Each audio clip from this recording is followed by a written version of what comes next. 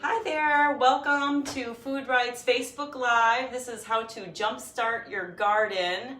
So if you live in a place like Wisconsin, like we here at FoodRight do, you know that there's still snow outside, even though today is kind of a beautiful day, 50 something.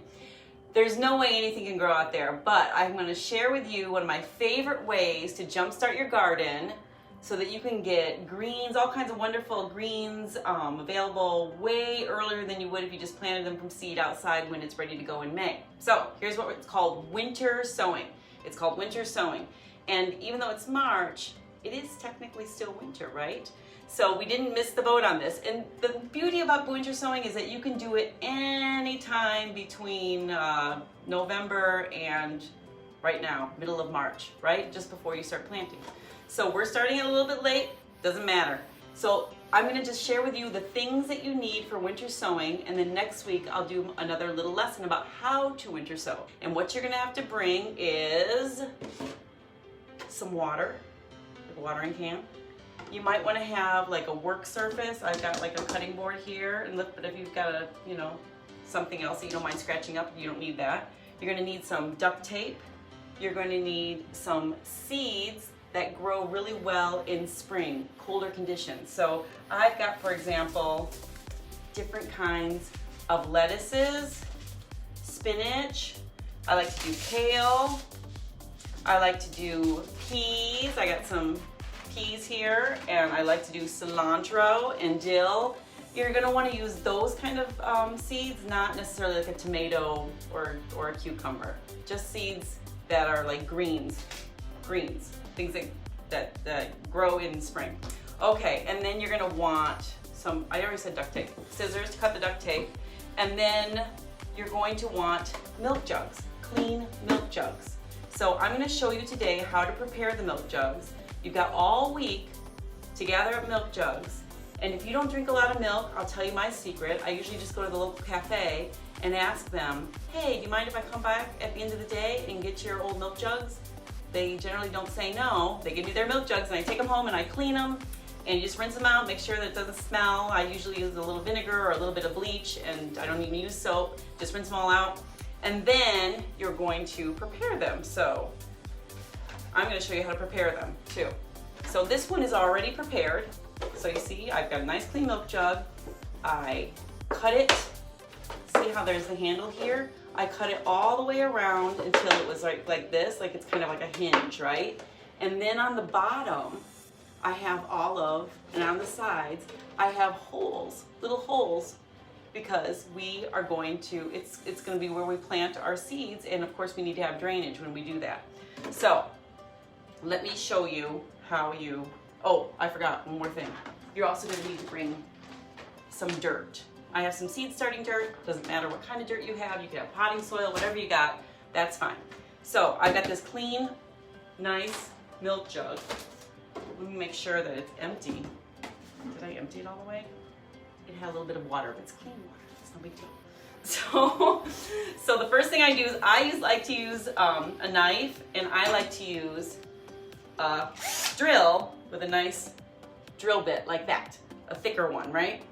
Some people like to use like a screwdriver. They heat it up over like the stove, and then they poke holes in it. I don't like to use that way because I don't want to use heat. I like my drill. It's lots of fun to use. So here you go. So I'm just going to drill a couple holes. I put them on the side too. We really want to have good drainage. You don't want to have your seeds. We're going to plant seeds in here, and you don't want your seeds drowning in water, which they will. So now I've got my holes. That's it. And then I'm going to take my knife, and I'm going to just cut along like that. Voila!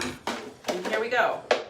We've got like a little hinge, so I can open it up and I can get dirt in there, I can get seeds in there, and that's all you need. So join me next week. Bring as many of these milk jugs, or I know that Soda pop bottles, they work really well, the 2-liter kind. It's just got to be transparent. It can't be like an opaque milk jug. It has to be transparent. Or it could even be like one of those giant clamshells that you use to, that you get like all of your spinach in, your fresh baby spinach. Something like that that's see-through, because these are gonna be like little greenhouses, and that's how we're gonna winter sow. I am Chef Lisa, but today I'm in the garden, and I love gardening. And right around this time in spring, when it's almost spring and you're itching to get in the garden, this is a great activity to do. It's called winter sowing, so actually you can do it anytime during the winter. If you wanted to do this in January, it would be perfectly fine to do. So last week I showed you how to get ready for it, and if you're not ready for it, I'll just kind of do a quick little review. You need a container. This is a great way to recycle, reuse products. I'm using a milk jug, and you could use like a clamshell if you wanted. The main thing, you could use a pop bottle, like a 2-liter pop bottle if you wanted. The main thing is it has to be transparent. The sun has to be able to get through it. So this is not opaque, it's transparent. It's not perfectly transparent, but it's transparent enough. Then you need to have access to it. So for a milk jug, I cut it open. If it's a clamshell, you don't need to do that. You definitely need to have holes in the bottom, and I drilled holes all around. Those are drain holes so that when water comes through, it doesn't just stay in there and your seeds drown. It can drain out.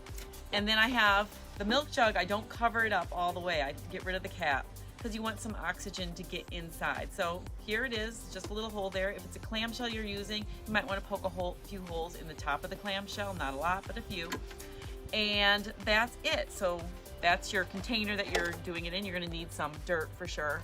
I have another, like a tray to catch the water in. There's you need some water. And then you need seeds. And I have a bunch of varieties of seeds. So what I like to use is like kind of last year's seeds that I didn't go all the way through. They don't have to be brand new. I know the fertility is down on these seeds, but it doesn't matter. I'll just put more seeds in there. What I get, right? So I've got parsley, I've got peas, I have some arugula, I have some wonderful heirloom lettuce, I've got some cauliflower, and I'm gonna plant all those later. I think right now what I'm gonna do is just plant the peas. The main thing about the seeds you want to use is you want them to be sort of cold hardy plants. So anything that would come up early in the spring, like your lettuce. And this is a great way to jumpstart your garden because you're going to get sprouts much earlier than you would if you planted it directly in your garden. My garden's right behind me. Because I've already done one right here. So I put arugula in here. And we're going to put this out in the garden. I'm just going to leave it, set it and forget it. And then those days, there's going to be days that are coming up soon. I know it doesn't seem like it today, but days are going to come soon when it's going to get nice and warm. And it's going to be warm outside, but the sun's going to come out, or it might not even be that warm. But this is like a little greenhouse, isn't it, right? So the sun's rays are going to come inside, and the radiation is going to trap heat. Heat is going to be trapped inside, so it's going to be warmer inside here than it is outside here. So the seeds are going to sprout sooner. So come around April, end of April, when most people would just be putting their seeds in the garden, I'm going to already have sprouts, and I'm going to put them directly in my garden. So I've got a little jump start. So I'm going to get a whole crop of lettuce by beginning of May, middle of May, when the rest of the people are still waiting until the end of May, right? Or beginning of June even. So here we go. Let's do it. So my container, I'm going to put some dirt in my container. I have some potting soil, some seed starting soil, which you don't need to do. It doesn't need to be special in any way. Any potting soil will do. And then the main thing is, so I got it in here like that. The main thing is you want to get that soil wet. So you can see my dog running around in the back. That's Yugi. And so you want the soil to be wet. You don't want to just put seeds in there when it's dry, because not that much water is going to come through here, right? So you definitely want it to be wet, because the seeds, and I know you all know this, are hard on the outside, right? And one of the things that needs to happen to a seed for it to germinate is it needs to be wet, right? It needs to be moist. That moisture is what softens the outside of the seed coat, the Tesla. And if you don't have that, then the seed can't pop open, right? So you need to have moisture. Then you're going to have some warmth, right? You've got the medium for it to grow in. Oxygen's going to come in through here too, and that's how your seeds are going to sprout. So I'm gonna take some peas. Got that really wet and it's draining in the bottom of my container. And then here's my pea. Peas are easy, right? I'm gonna put like, I think I'm gonna put like 8 peas in here because these peas are about 2 years old. I think I'll put more. I think I'll put like, how about 12? What do you think? 12. I don't know if all of them will pop up. You know, when seeds get older, they're not as fertile as they were before. And so, if they don't pop up, they don't pop up. But I'm gonna do a few. 12. Let's see, I've got 4, 5, 6, 7, 8, 9, 10, 11, 12. All right. Right, so that's what I got. They're nice and hard. Peas are awesome. You can get pea. These are sugar snap peas, but I love to eat the pea shoots and put them in salads. So here it is. Looks like that. Peas are inside the dirt. Dirt's nice and wet. Very technical here.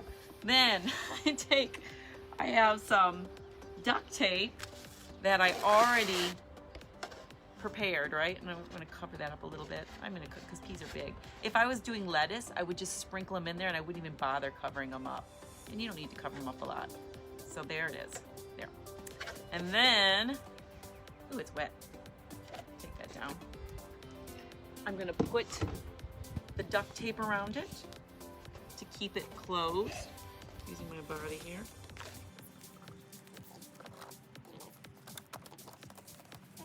And we're just gonna try to seal it up.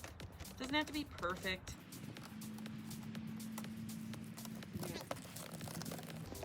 There it is, all sealed.